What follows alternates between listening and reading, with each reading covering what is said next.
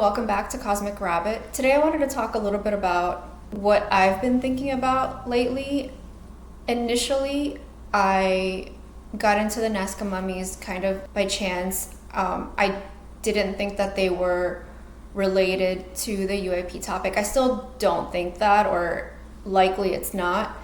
And I just thought it was really like an interesting story, and so that's why I wanted to cover it. And I really got intrigued with it, so I've been keeping up on the latest with that through Pavel's channel, Psicoactivo, which I'm really sure all of you already follow, along with the help of our friend Gonzalo. I was interested in them, but I didn't link them or think that they would help push forward the conversation of UAP disclosure.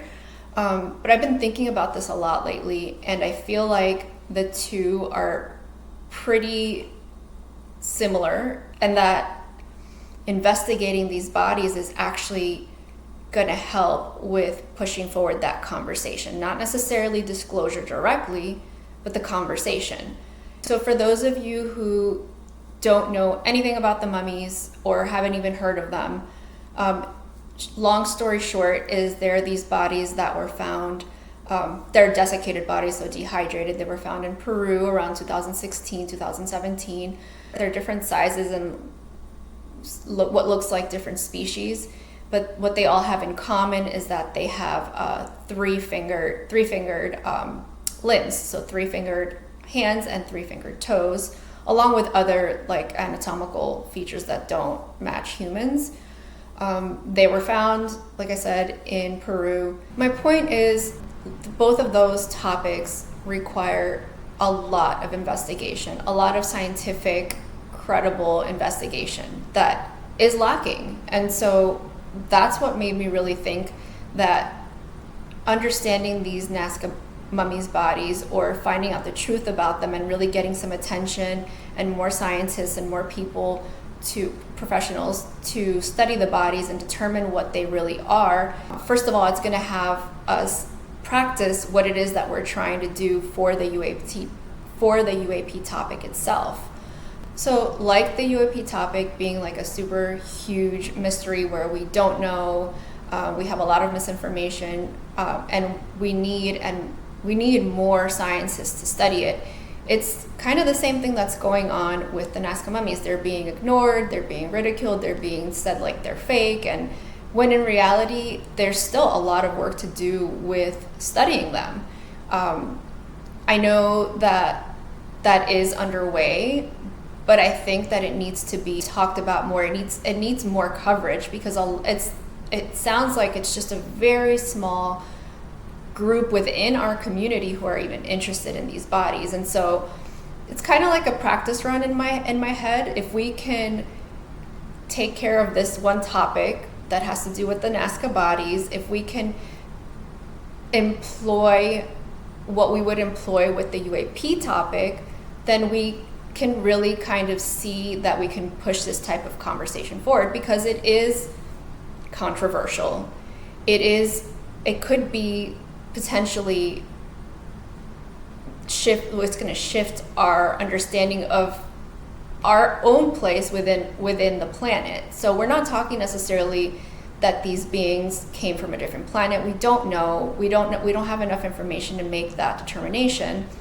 But let's just go with the most basic. Let's just say they are a species that originated from Earth that we never found out about. That's still a really big discovery, because they're not related to us. They're very different in DNA, but there's so much to learn about them. And if you want to learn more, obviously you can take a look at my first video when I first encountered that topic, which I kind of go over briefly, and then I went ahead and interviewed the very first forensic anthropologist and probably the only doctor so far that has been able to examine all the bodies and has been working with the bodies since 2017. So if you want to check that out, check those out in the channel.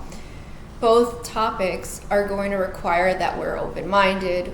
Both topics are going to require a lot of investigation. Both topics are going to require that we're transparent about what we find, because that's another problem with the UAP topic, is whatever it is that the government knows or other projects know, they're not being transparent with the rest of humanity. And it's, you know, the Nazca mummies are kind of facing the same thing. The researchers currently, some of them are not even letting themselves be known because it's such a highly controversial topic and they don't want to face the stigma. It's really paralleled quite nicely the UAP topic with the Nazca mummy topic. And so I just thought that it's something that we can kind of use as a practice toward getting UAP disclosure. It might not have anything to do with UAPs, but if we can get this type of conversation out there, then we're normalizing what is otherwise a very taboo, stigmatized topic. There is a portion of the Nazca mummies, though, that I think has an advantage over the UAP topic. The UAP topic, while we do have people who have, you know, are experiencers, we have supposed crashed vehicles, we have sightings, those are all evidence to the phenomenon, but openly we don't know about a ship that's being researched. I mean, we've heard of it, we know that these are all rumors and possibly very likely, but with the Nazca mummies, we have physical, tangible bodies that scientists can go and investigate directly. If we can get more eyes on them, more doctors, more scientists, more researchers to take a look at them and make a determination once and for all on what they are, then we can use what we learned about that whole process and apply it to the UAP topic.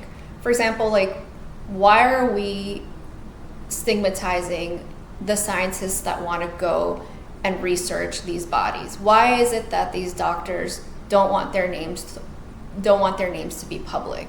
To me, it's a little weird because you're simply going to study a body. You're not saying that it's an alien. You're not saying that it's real. You're just looking at a piece of evidence and making a determination on it. So if we can break down barriers and stigmas and really set a precedence for how we're going to study anomalous things like this, like the bodies, then we can take what we learned from that into the UAP world.